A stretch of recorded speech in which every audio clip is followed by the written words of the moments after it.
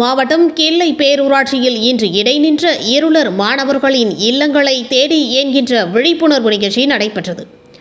இந்த நிகழ்ச்சியை கிள்ளை பேரூராட்சி மன்ற துணைத் தலைவரும் வழக்கறிஞருமான கிள்ளை ரவீந்திரன் ஏற்பாடு செய்து பேரூராட்சி மன்ற தலைவர் மல்லிகா முத்துக்குமார் உட்பட கிராம முக்கியஸ்தர்களோடு இணைந்து கிள்ளை அரசு மேல்நிலைப் பள்ளியில் இடைநின்று பள்ளிக்கு வராமல் இருந்த 35க்கும் மேற்பட்ட இருளர் பழங்குடி சமுதாயத்தை சார்ந்த மாணவர்கள் கல்வியை தொடர வேண்டும் என்கின்ற நல்ல நோக்கத்தோடு அவருடைய இல்லத்திற்கு சென்று தளபதி நகர், எம்ஜிஆர் நகர், சிசில் நகர், கலைஞர் நகர் போன்ற இருளர் பழங்குடி மக்கள் வசிக்கும் வீடுகளுக்கு நேரில் சென்று அவர்களின் பெற்றோர்களோடு கலந்து பேசி பள்ளி படிப்பை தொடராமல் இருந்த மாணவர்களிடம் பேசி அவர்களுக்கு கல்வியை பற்றிய புரிதலை எடுத்து கூறி மீண்டும் அவர்களை இன்றைக்கு பள்ளிக்கு அழைத்து வந்து பள்ளியில் சேர்த்தனர்.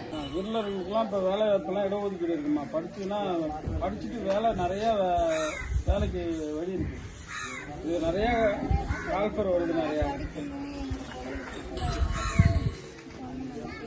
ஒரு தலைமுறை படிக்காம போனோம், எல்லாம் பூஜையிலேயே பிடிச்சிட்டு பாம்பை பிடிச்சிட்டு அடுத்த தலைமுறை நமக்கு நான் போகாம இருக்கணுங்களா.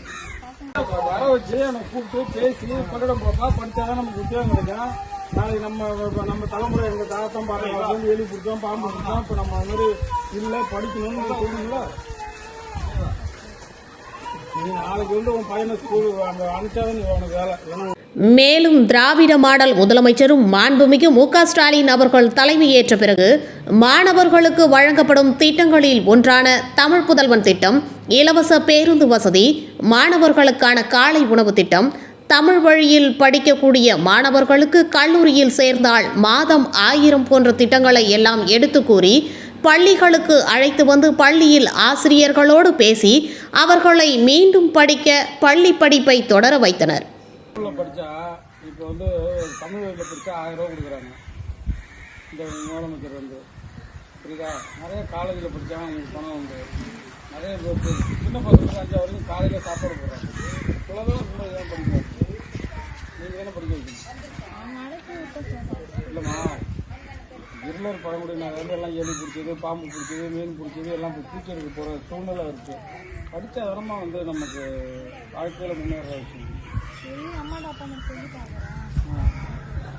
ஸ்கூலுக்கு அனுப்பிச்சு யாரும் ஸ்கூலுக்கு போகாம யாருமே பசங்க நம்ம ஏரியாவில் போறாரு. கலைஞர் நகர், எம்ஜிஆர் நகர். இன்றைய காலகட்டத்தில் கூட இப்படியும் மனிதர்கள் இருப்பார்களா என வழக்கறிஞர் கிள்ளை ரவீந்திரன் அவர்களை ஊர் பொதுமக்கள் அனைவரும் வெகுவாக பாராட்டி வருகின்றனர். கிள்ளை மீடியா சேனலை லைக் பண்ணுங்கள், ஷேர் பண்ணுங்கள், கமெண்ட் பண்ணுங்கள், சப்ஸ்கிரைப் பண்ணுங்கள். மறக்காமல் பக்கத்தில் இருக்க பெல் ஐக்கானையும் கிளிக் பண்ணுங்கள்.